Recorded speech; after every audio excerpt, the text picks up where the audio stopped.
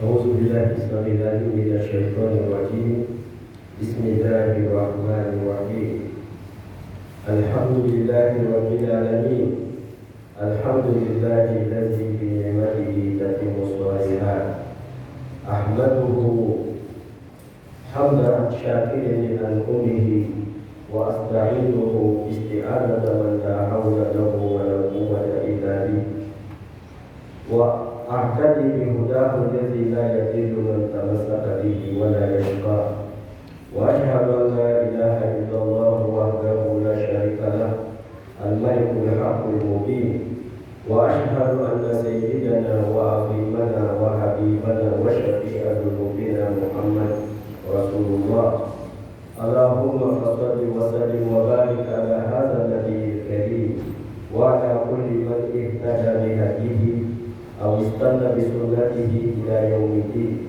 عباد الله، أوصيكم ونفسي بتقوى الله عز وجل، وأذكركم ونفسي بقوله تعالى في سورة النساء آية 36: واعبدوا الله ولا تشركوا به شيئا وبالوالدين إحسانا وذي القربى واليتامى والمساكين والجار ذي القربى والجار الجنب والصاحب بالجنب وابن السبيل وما ملكت أيمانكم.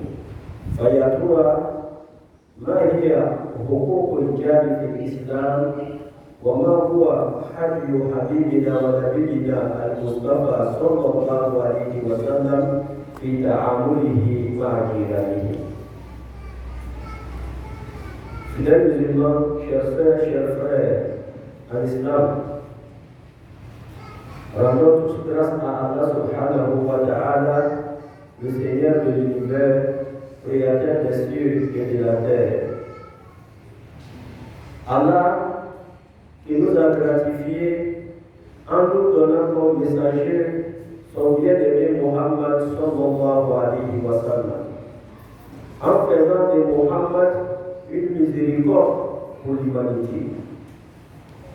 Fidèles musulmans, nous devrons remercier Allah subhanahu wa ta'ala de nous avoir donné la santé et la foi sincère pour venir nous réunir aujourd'hui dans sa maison, le lieu béni de l'islam qui est la mosquée, pour adorer Allah subhanahu wa ta'ala et renouveler notre engagement avec Allah subhanahu wa ta'ala. Demander à Allah de nous pardonner nos péchés. Demander à Allah subhanahu wa ta'ala d'exaucer nos prières. Demander à Allah subhanahu wa ta'ala qu'il nous accorde le bonheur dans notre vie de l'ici-bas et dans notre vie de l'au-delà. Fidèles musulmans, depuis quelques vendredis, nos imams ont lancé une série de sermons sur la vie de notre bien-aimé Muhammad sallallahu alayhi wa sallam. Car au sujet de Muhammad, Allah subhanahu wa ta'ala, il nous a interpellés dans le Saint-Coran. Il nous a dit: لَقَدْ كَانَ لَكُمْ فِي رَسُولِ اللَّهِ أُسْوَةٌ حَسَنَةٌ لِمَنْ كَانَ يَرْجُو اللَّهَ وَالْيَوْمَ الْآخِرَ. Il dit: vous avez en la personne de Muhammad sallallahu alayhi wa sallam le bon exemple à suivre. Vous avez Muhammad sallallahu alayhi wa sallam comme votre modèle pour la vie. Alors Muhammad sallallahu alayhi wa sallam, fidèle musulman, est notre miroir que nous devrons regarder jour et nuit dans toutes nos activités pour que nous puissions imiter Muhammad sallallahu alayhi wa sallam dans tout ce que nous faisions. Alors pour cela, fidèles musulmans, nos imams ont lancé une série de sermons sur la vie de Muhammad sallallahu alayhi wa sallam. Et cette série de sermons nous a guidés et nous a permis de voir d'abord le rôle et l'importance de la biographie de notre bien-aimé Muhammad sallallahu alayhi wa sallam pour les musulmans. Et ainsi, nous nous sommes allés ensemble pour passer un jour dans la demeure de Muhammad sallallahu alayhi wa sallam. Dans la demeure de Muhammad sallallahu alayhi wa sallam, nous avons observé comment Muhammad il traitait avec nos mamans, ses épouses, comment Muhammad sallallahu alayhi wa sallam traitait avec les enfants. Quelle place occupaient les enfants dans la vie de Muhammad sallallahu alayhi wa sallam. Ainsi, au cours des sermons précédents, l'imam nous a entretenu sur les relations de Muhammad sallallahu alayhi wa sallam avec ses compagnons. Qui veut dire, Muhammad était le prophète et l'envoyé d'Allah subhanahu wa ta'ala, comme nous l'avons souligné dans nos précédents sermons. Mais cela n'empêche pas Muhammad sallallahu alayhi wa sallam d'être un être humain. C'est ce côté d'humanité qui nous permet de regarder Muhammad sallallahu alayhi wa sallam. Car si Muhammad n'était pas un être humain, qu'il est le prophète, alors qu'il est le prophète, il est un ange, nous allons dire Allah a créé Muhammad, et Muhammad, dans la manière où il a été créé, il ne pose pas des actes qui sont condamnés par l'islam. Il ne pose pas des actes qui peuvent lui procurer des péchés. Alors ce n'est pas le cas. Muhammad sallallahu alayhi wa sallam était un être humain comme nous. Mais en plus de son humanité, Allah subhanahu wa ta'ala a fait de lui son messager. Alors le rôle des messagers, c'est de transmettre l'enseignement qu'Allah subhanahu wa ta'ala lui donne pour nous. Ça c'est son rôle. Muhammad n'est qu'un débiteur. Allah subhanahu wa ta'ala l'envoie avec des messages pour nous. Ça c'est le rôle des messagers. Mais en dehors de cela, comment Muhammad vivait sur terre? Comment il traitait avec les uns et les autres? C'est en cela que nous avons notre leçon à tirer de la vie de notre bien-aimé Muhammad sallallahu alayhi wa sallam. Et pour cela, nous disons, au cours des sermons derniers, l'imam a souligné un point très important, qui est le compagnon de Muhammad sallallahu alayhi wa sallam. Nous devrons nous poser la question à savoir pourquoi ceux qui ont vécu avec Muhammad sont des compagnons et nous qui suivons le chemin de Muhammad sallallahu alayhi wa sallam, nous ne sommes pas des compagnons. En temps normal, nous devrons être tous des compagnons de Muhammad sallallahu alayhi wa sallam. Parce que c'est Muhammad qui nous guide aujourd'hui. C'est Muhammad qui nous dit notre manière de nous comporter. Mais Allah subhanahu wa ta'ala a donné des privilèges à certains parmi nous qui ont vécu avec Muhammad sallallahu alayhi wa sallam. Et ils ont vu Muhammad. Alors ils l'observaient, ils venaient l'écouter et Muhammad s'adressait à eux directement. Ceux-là, nous disons que c'est Allah subhanahu wa ta'ala qui les a choisis et qui les a placés à côté de Muhammad sallallahu alayhi wa sallam. Car nous nous posons la question, si nous étions avec Muhammad sallallahu alayhi wa sallam, de la manière que les compagnons du prophète ont aimé le prophète, de la manière que les compagnons se sont sacrifiés pour le prophète, de la manière qu'ils se sont donnés pour la réussite du message du messager Muhammad sallallahu alayhi wa sallam, est-ce que nous allons être à l'auteur de cela? Si nous étions là, le jour de la loi, est-ce que nous allons avoir le courage de dire que je vais être à côté de Muhammad sallallahu alayhi wa sallam? C'est pour cela, Muhammad, il nous a conseillé, il nous a dit, la tasoukou as-sahabi. N'insulte pas les compagnons de Muhammad sallallahu alayhi wa sallam. Parce qu'il y a des groupes aujourd'hui, des tendances, et bien partout. Lorsqu'on parle de Muhammad sallallahu alayhi wa sallam, pour eux, l'islam n'a rien à voir avec Muhammad. Et ce qui est important pour eux en islam, c'est le Coran. La sunna n'a plus sa place. Mais certains, ils sont avec le Coran, ils sont d'accord avec la sunna, mais ils ne sont pas d'accord avec les compagnons de Muhammad sallallahu alayhi wa sallam. Tous ces groupes sont des groupes qui sont dans l'obscurité, que chacun de nous doit se dévier de ce groupe-là. Car les compagnons de Muhammad sallallahu alayhi wa sallam, si tu prends je prends le cas d'Abu Bakr Siddiq, le jour Mohammed sallallahu alayhi wa sallam a choisi Abu Bakr comme son compagnon. Il a dit à Abu Bakr que Allah subhanahu wa ta'ala m'a orienté aujourd'hui. Allah subhanahu wa ta'ala m'a invité de quitter la Mecque. Et Abu Bakr sallallahu alayhi wa sallam il va dire Asouba ya Rasulallah. Je suis le compagnon, cher prophète, et Mohammed sallallahu alayhi wa sallam répondant Asouba ya Abu Bakr. Oui, c'est toi qui es choisi pour m'accompagner au moment de l'immigration de la Mecque à Médine. Mais voyez-vous comment l'immigration s'est passée.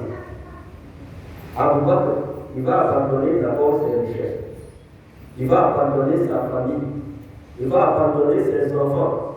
En sachant que si les mécréants le trouvent avec Mohammed sallallahu alayhi wa sallam, ils vont le tuer. Malgré tout ça, Abu Bakr Siddiq radiallahu anhu a préféré être le compagnon. Voyez-vous, nous n'avons pas trouvé quelqu'un que nous pouvons ingérer si ce n'est pas Abu Bakr Siddiq dans notre vie. C'est vraiment incroyable. Alors, fidèles musulmans, nous disons que tous ceux qui ont eu la chance de croire à la message de Mohammed sallallahu alayhi wa sallam et de voir Mohammed sallallahu alayhi wa sallam, ce sont eux qui sont des compagnons de Mohammed sallallahu alayhi wa sallam. Ils méritent du respect. Lorsqu'on prononce le nom d'un compagnon, nous devrons dire Radiallahu anhu, qu'Allah subhanahu wa ta'ala soit satisfait de lui. C'est l'enseignement que Mohammed sallallahu alayhi wa sallam nous a donné. Fidèles musulmans, lorsque nous parlons des compagnons, ceci nous amène à parler aussi, à évoquer la question des voisins, le voisinage en islam, comment Mohammed sallallahu alayhi wa sallam traitait avec ses voisins. Les compagnons sont des voisins, mais le mot voisin en islam va au-delà des compagnons, car le mot voisin prend en compte plus de personnes. Lorsque nous interpellons le Coran pour demander qui est le voisin en islam, Allah subhanahu wa ta'ala, dans la sourate 4, il va nous décrire les différents voisins. Pour nous dire, quand on parle de voisin en islam, ce n'est pas celui qui est en face de ta porte, qui est le voisin seulement. Non. Quand on parle de voisin, c'est vraiment nombreux. Mais on va dire que c'est des différents groupes que nous appelons en gros des voisins. Allah subhanahu wa ta'ala, dans le verset 36 de Surat An-Nisa, les femmes, il dit adorez Allah subhanahu wa ta'ala et n'associez pas avec Allah. Et soyez bienfaisants envers vos parents et envers vos proches, envers les orphelins. Et Allah subhanahu wa ta'ala va continuer, il va nous dire Wal-Jari Zil Qurba. Ça, c'est le premier type de voisin. Il va dire en plus, soyez des bienfaiteurs envers vos proches parents. Les proches parents sont les premiers voisins en islam. C'est que Allah subhanahu wa ta'ala a créé un lien de sang entre toi et ces personnes-là. Ce sont ceux que nous appelons les proches parents. Et les proches parents, qu'ils soient à côté de toi, qu'ils soient loin de toi, en islam, il est ton voisin. J'ai un frère, j'ai une soeur, alors j'ai un cousin. Tout cela rentre dans ce que nous appelons Al-Jar Zil Qurba, le proche parent. Tous ceux-là sont des voisins et ils sont au premier niveau du voisinage en islam. Alors ceux-là, ils méritent quoi? Ils méritent qu'on soit bienveillant envers eux, qu'on protège leurs droits, qu'on fait tout pour ne pas que nos méfaits arrivent à ces personnes-là. Deuxième catégorie de voisins en islam, il dit Wal-Jar al-Jun. Al-Jar al-Jun, c'est le voisin qui habite à côté de toi. Il n'est pas loin. Qu'il soit à gauche, à droite ou devant toi, lui, il est voisin. Mais ici, ce voisin-là, il y a un plus qui vous relie. C'est le lien de la fraternité religieuse. Voyez-vous, quand on parle du proche parent, avec le proche parent, il y a le lieu de sang, il y a le lieu de voisinage et il y a aussi ce que nous appelons le lien de l'islam. Mais avec la deuxième catégorie, il n'y a pas le lien de sang. Mais c'est le lien de la religion. C'est-à-dire qu'il est musulman, il est à côté de toi. Celui-là, il fait partie de tes voisins, tu ne dois pas l'ignorer. Ça, c'est la deuxième catégorie de voisins. Troisième catégorie de voisins en islam, wa sahibu biljan. Sahibu biljan, c'est celui-là, selon Ibn Kathir, celui-là qui est à côté de toi, mais qui ne partage pas la même religion que toi. C'est-à-dire qu'il n'est pas musulman, mais il est ton voisin. Lui aussi, l'islam voudrait que tu sois bienfaiteur envers lui. Ce sont ces trois catégories que nous appelons groupes voisins en islam. Alors, dans cela, tous ceux qui sont avec nous dans leur lieu de travail, tous ceux avec lesquels nous partageons un espace sont nos voisins, qu'ils soient musulmans ou pas. Ainsi, lorsque nous sommes en déplacement, ceux qui sont à côté de nous sont nos voisins aussi. Alors, lorsqu'on parle de voisinage en islam, voyez-vous, ce n'est pas seulement celui qui est en face de toi qui est ton voisin, mais ça prend en compte toi partout où tu te retrouves, ceux qui sont autour de toi sont tes voisins, qu'ils soient musulmans ou pas. Alors, fidèles musulmans, comment Mohammed sallallahu alayhi wa sallam traitait avec toutes ces catégories de voisins? Au premier point, Mohammed sallallahu alayhi wa sallam, il a conseillé la place du voisin dans notre religion. Il s'adressait à ses compagnons et il les a dit: Mazala Jibril Yusini Biljar, Hatta Zolatu Annahu Sayyawarisu. Il dit: l'ange Gabriel, Jibril alayhi salam, il n'a cessé de me conseiller sur le droit du voisin. Comment je dois me comporter avec mes voisins? Tellement Jibril a insisté, tellement il a parlé de droit de voisin, jusqu'à moi, prophète, j'ai cru que Jibril, il allait faire des voisins l'un des héritiers. Parce que quand on parle de l'héritage, ce sont les proches parents. On va dire ceux qui sont proches même parmi les parents, ce sont ceux qui sont des héritiers, à savoir tes enfants, tes épouses, ton père et ta mère. Ce sont ceux-là qui sont aux premières lignes de l'héritage en islam. Alors Mohammed dit: j'ai cru que Jibril alayhi salam allait donner une place aux voisins parmi les héritiers. Pour dire, lorsqu'on parle de voisins, le voisin est tellement proche de nous, de la manière que nos proches parents aussi sont proches de nous. Et ici, dans nos jargons, nous disons que nos voisins sont nos premiers frères. Parce qu'en cas de joie ou de tristesse, les premières personnes à intervenir chez toi, à venir chez toi, c'est les voisins. Alors voyez-vous, pour cela, l'islam a donné une importance, une place très importante aux voisins dans les considérations, dans les liens de comportement avec les uns et les autres. Alors, Mohammed sallallahu alayhi wa sallam, il ne s'arrêtait pas à ceci, il conseillait à ce que le voisin il soit respecté. Il soit respecté. Pourquoi le voisin il soit respecté? Il dit: le musulman, il doit du respect à son voisin. Il doit être bienfaiteur aussi envers ses voisins. Mohammed sallallahu alayhi wa sallam, il s'adressait à ses compagnons en leur disant: Man kana yu'minu billahi wal yawmil akhir falyukrim dayfahu. Alors l'islam va jusqu'à appeler la foi religieuse musulmane avec le respect du voisin. Mohammed dit: il n'est pas croyant, celui qui ne respecte pas son voisin. Pour être un bon musulman, un bon croyant, alors il faut respecter ses voisins.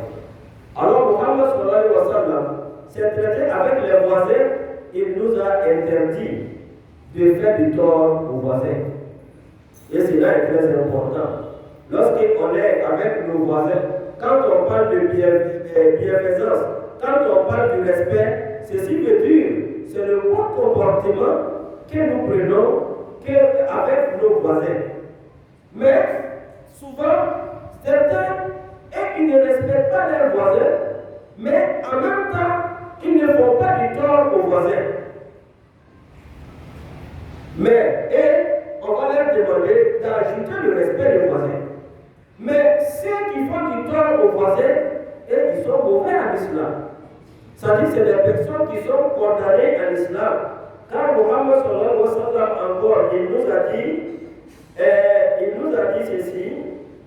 Wallahi la yu'min, wallahi la yu'min, wallahi la yu'min. Qila ya wa man ya Rasulullah qala alladhi la ya'malu jaruhu bawaika. Mohammed sallallahu alayhi wa sallam il a dit il n'est pas croyant. Il est revenu là encore deuxième fois. Il a dit il n'est pas croyant. Et il est revenu encore troisième fois pour dire il n'est pas croyant. Alors les compagnons étonnés de l'existence de Mohammed sallallahu alayhi wa sallam sur ce point, ils ont demandé, prophète, qui n'est pas croyant? Il a dit, celui-ci qui n'arrive pas à mettre le voisin en dehors de ses méfaits. Celui-ci qui n'arrive pas à protéger le voisin de ses mauvais comportements. Celui-ci qui n'arrive pas à protéger le voisin de ses torts. Celui-là qui n'est pas croyant.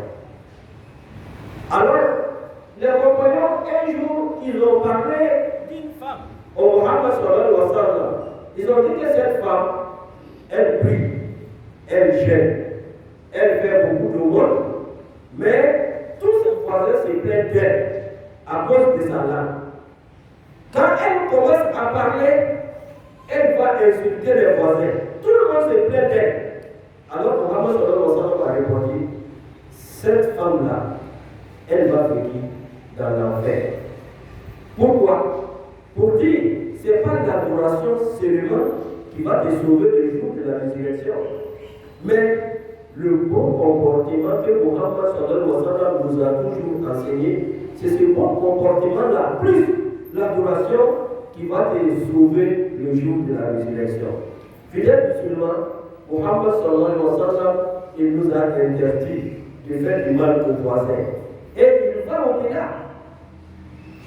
Lorsqu'on fait du mal, parce qu'il y en a parmi nous qui font du mal, Mohammed sallallahu alayhi wa sallam savait que certains parmi les musulmans, ils sont croyants, malgré tout ça, ils ont des mauvais comportements. Mais Mohammed va donner un conseil encore. Il dit, il pose la question aux compagnons. Vous savez que faire des zina en islam, c'est-à-dire forniquer en islam est un péché. Et le compagnon répond, bien sûr, prophète, nous savons que forniquer en islam est un péché. Mais Mohammed sallallahu alayhi wa sallam va dire, forniquer avec plus de 10 compagnons, 10 femmes, 10 hommes, est, comme dirait-on, supportable auprès d'Allah subhanahu wa ta'ala quand de forniquer avec la femme de son voisin. Mohammed va poser une question, voler en islam, est-ce que c'est un péché? Alors les compagnons vont répondre, oui, prophète, c'est un péché. Il va dire, voler dans 10 maisons est facile que de voler chez ton voisin. Pour dire, lorsque nous faisons du mal, l'islam nous convoque, nous interpelle à avoir un bon comportement. Mais si nous n'avons pas un bon comportement, mais le mauvais comportement, il faut protéger le voisin. Il ne faut pas que le voisin, dans quelle que soit la situation, subisse du tort de ta part si tu es musulman. C'est ça, Mohammed sallallahu alayhi wa sallam.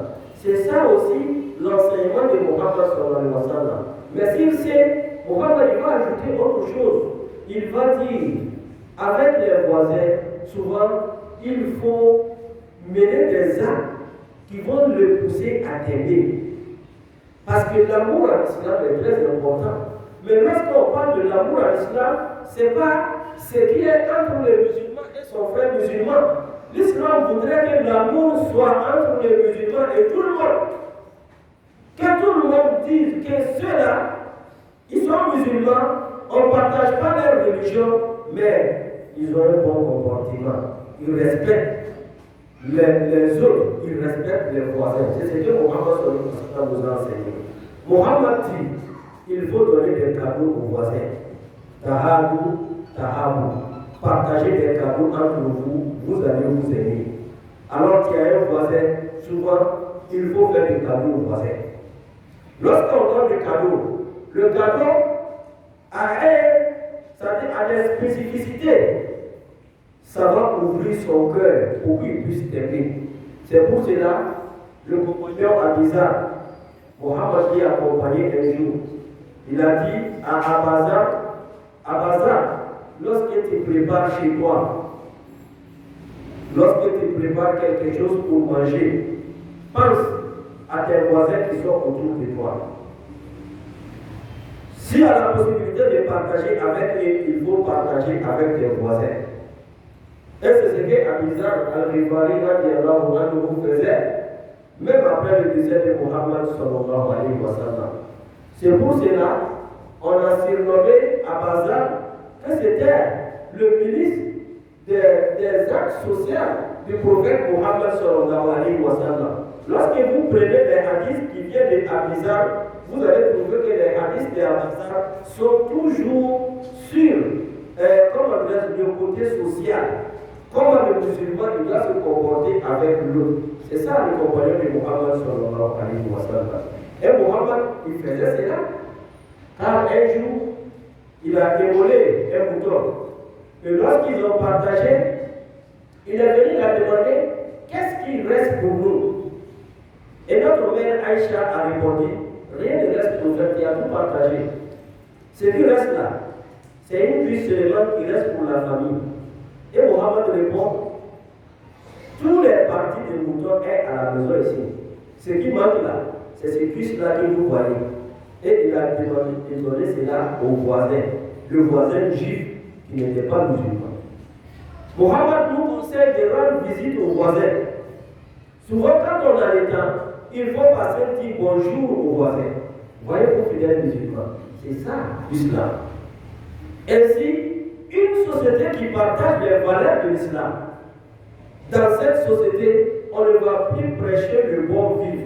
On ne va plus prêcher le vivre ensemble. On ne va plus prêcher tout ce que nous appelons la cohérence ou la cohésion au sein de notre société. Puisque l'islam nous a déjà enseigné, il est dans le comportement de tout un chacun parmi nous. Lorsque nous allons au village, voyez-vous, dans nos villages, nos parents, tellement ils étaient éduqués sur les valeurs de l'islam, ils partageaient énormément tout ce que Mohammed sallallahu alayhi wa sallam nous a enseigné sur le droit du voisinage. Au village, lorsqu'on dépasse quelqu'un sans le saluer, c'est un grand péché, c'est un grand manquement de respect. Alors on salue tout le monde. C'est pour cela lorsque nos parents viennent habiter ici, la première remarque qu'ils vont te faire, ils vont te dire, à bien, les gens ne sont pas respectifs. Ils ne sont pas souciants de leurs voisins. Parce qu'à bien, ils vont passer tout leur temps à saluer tout le monde. Tous ceux qui nous rencontrent, ils vont dire bonjour, bonsoir. Mais nous, on est tellement avancé dans notre culture, on se dit, réponds à la salutation du voisin ou de la personne qui nous salue, c'est-à-dire, va nous faire perdre notre temps.